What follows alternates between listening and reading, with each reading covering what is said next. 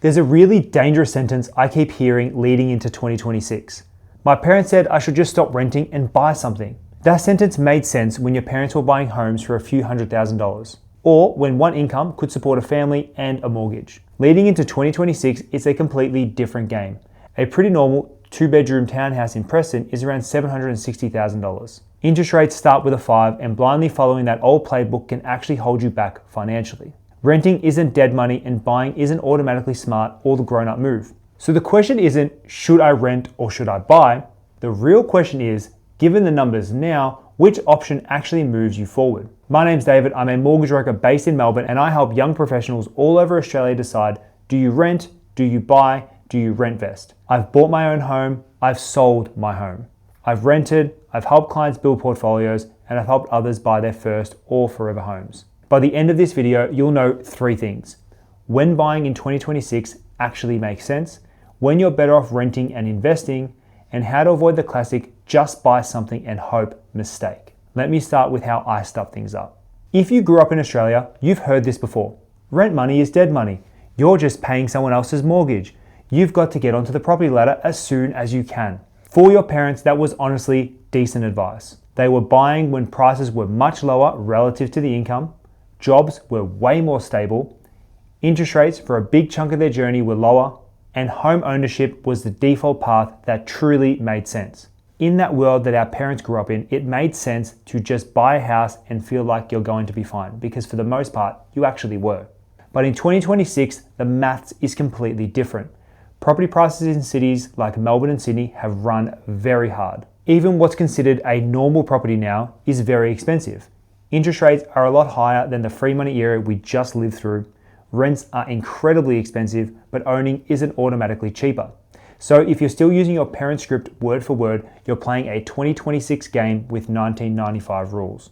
And I know that because I played by those rules as well. I bought my first home during COVID. I was 26, I paid around $630,000.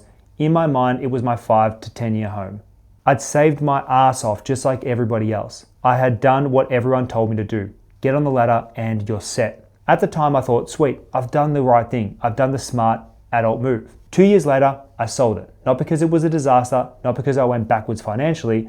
I'd actually made money, so I don't sit here with many regrets. But life changed, so did work and my goals as well. My idea of where I wanted to live definitely changed as well. And looking back now with everything that I know about money and property, if I had my time over, I would have bought an investment property a whole lot earlier.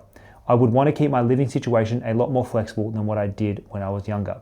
The big lesson for you is, in your early 20s and early 30s, flexibility is often more valuable than being able to say, yeah, I own a place. Owning the wrong home can quietly trap you. Renting combined with investing can quietly set you up. Let me show you what it looks like with real numbers. Let's look at a very typical Melbourne scenario. You're in your late 20s, early 30s, you've been saving hard, and you're finally at the point where you could buy something. You're looking at this 2-bedroom townhouse in Preston that just sold for $763,000. You qualify for the first home guarantee, and you can buy it with a 5% deposit. This is how your numbers are going to look. You'll have a deposit of $38,150, upfront costs such as stamp duty, legal fees, moving, and things like that of around $45,000. The total cash you'll need to put in is roughly $83,000. Your loan will be $724,850 with a principal and interest rate of 5.55%. Your monthly repayment is going to be $4,150. That is just under $50,000 per year in mortgage repayments. Then we need to think about the extras: council and water rates, strata for the townhouse, insurance, and basic maintenance. Let's call that another $3,500 a year. So your true 1-year cost in that townhouse is around $53,000 per year. Now let's compare it to renting a similar 2-bedroom place. Right now, you're looking at roughly $2,700 a month. That's $32,500 per year. Same suburb, same property, and very different cash flow. Own to live, around $53,500 out of your pocket. Rent to live, $32,500 a year. That's almost a $21,000 gap. Yes, part of the mortgage repayment is the principal, which I consider to be forced savings. We're not ignoring that at all. But a massive chunk of this is still interest and holding costs. Money that's leaving your account and never coming back. The real question becomes, is that extra $20,000 per year in this exact property actually buying you the progress you think it is? Or could the same money work harder for you elsewhere? And this is where people usually jump in and say, yeah, but renting is just dead money. Okay, let's actually talk about dead money. When you rent, your rent is your maximum cost. You're not paying for any major repairs, you're not paying land tax, and you're not paying building insurance. You're also not paying to replace the roof when it starts leaking. When you own, your mortgage repayment is your minimum cost. On top of that, you've got rates, strata, insurance, maintenance, and in the early years, a large chunk of your repayment is interest. Interest is your version of rent. It's the cost of using the bank's money. So both renting and owning have their fair share of dead money. It's just called different things. The real difference is, while renting, you can cap your cost and keep it in control. With owning, you lock in a much bigger monthly commitment. In our example, owning that townhouse is going to cost you $53,500, renting again $32,500. So the question is not going to be, is rent money dead money? The real question is, what could I do with that $20,000 difference if I don't pour it all into this one property? This is where rent vesting comes in, which has gained a lot of popularity recently. So let's keep your lifestyle the exact same. You're still living in Melbourne, still in a 2-bedroom place, still paying roughly $2,700 a month in rent. Your cost to live here is $32,500 a year. But instead of stretching that to buy the townhouse that you want to live in, you take that similar pool of cash up front and go buy a property in regional Victoria. Now let's use some simple numbers. If you go ahead and buy a house for $550,000, put down a 10% deposit, that's $55,000.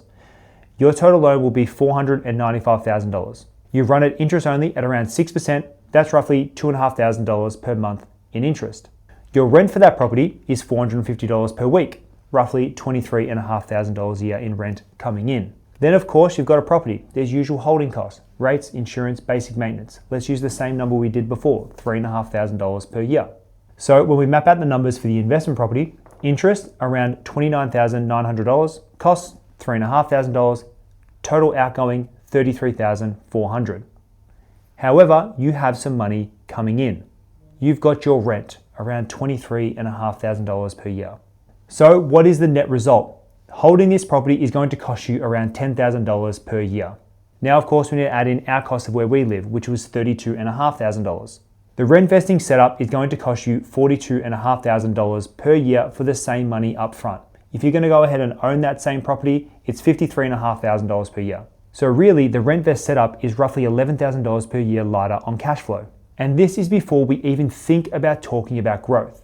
If that regional property grows at 6% per year on a $550,000 property, you're gaining $33,000 in 1 year. Over 5 years, that's roughly $186,000. Of course, this is just rough numbers. Please do not take this as a prediction. And I'm not ignoring the fact that the townhouse will also increase in value. And the thing that I really enjoy about rent vesting is that you're buying a property and you are controlling for the market that you buy in. So you're buying with intention rather than buying with emotion, like a lot of people do when they buy their own homes. So you're not actually throwing your money away on rent. You're paying rent for flexibility of where you live, and you're using your borrowing power to make an investment elsewhere. And so this doesn't feel like a fairy tale. A client of mine recently bought in regional Victoria for $450,000, and they weren't chasing a dream, they were just chasing good capital growth and good rental demand. Less than 12 months later, we ordered a bank valuation and this came back at around $580,000. Is that a guaranteed sale price? Definitely not. But for lending purposes, that's the number that matters because now we can access some of that equity, pull it out and go ahead and get a deposit for a new property. This strategy is the new way of how people are ending up in the home that they love to live in, plus a couple of properties behind the scenes. Now, after all of this, I'm not saying no one should ever buy their home in 2026. I am absolutely not anti-home ownership. I'm just anti-buying the wrong home for the wrong reasons at the wrong time. There's plenty of times when buying your own home makes sense. You might be in your 30s or 40s, you've got a stable job or a stable business, you're planning to stay in this area for the next 7 to 10 years, and you might be starting or growing a family and stability really matters for you. In that case, you're not just buying 4 walls and a roof. You're buying stability, control, and security, and that has incredible value. If you buy a home that you love in a suburb you're happy in, and you're comfortable with the cash flow, then that's great. You're consciously paying for that lifestyle, and that's okay. The danger is when people mix the two up. They buy a property mainly for lifestyle reasons, then get upset when it doesn't perform like an investment should. So this is something that a lot of people really need to be conscious of when buying property. But if you're sitting here thinking, I've got some savings, I could probably buy something, I just don't know whether it should be my own place or an investment, that is literally what I help people with every single day. We can sit down, look at your income, your savings, and where you actually want to live, maybe some realistic investment options, and we can run the same side-by-side comparison, but with your numbers. If you want clarity on whether you should rent, buy, or rent vest in 2026, just book a call with the link in the description.